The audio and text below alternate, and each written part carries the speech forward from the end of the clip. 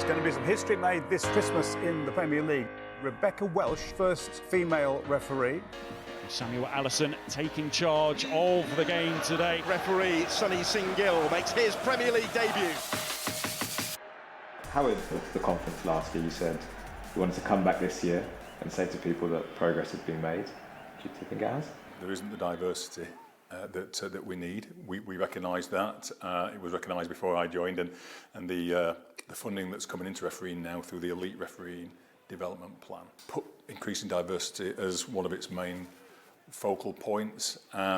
We obviously have a good collaboration with BAMREF as well, who are organising this conference. It's a big moment when you take charge of your first Premier League game. It's a nerve-wracking moment for you as an individual, for your family, and potentially even more so for some of the officials who have come from historically underrepresented communities. So the way they performed was great credit to their professionalism.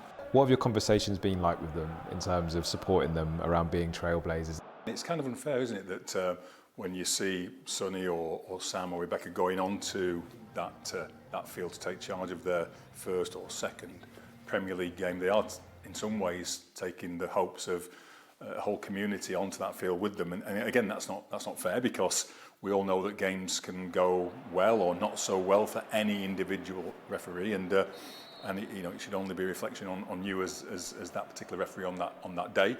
First and foremost, from my side, I need to see them as referees. I need to see them for the quality officials that they are. But we know that when we appoint somebody from a historically underrepresented community, it is going to create more focus and therefore potentially increase the pressure, which is already pretty large anyway in those games. So we have conversations around that, and we have to try and strike a right balance between highlighting the success that they're having, which will inspire others, but alongside that, making sure that we don't increase that pressure that's already there. Kept busy, hasn't he, on debut? Sonny Singh-Gill.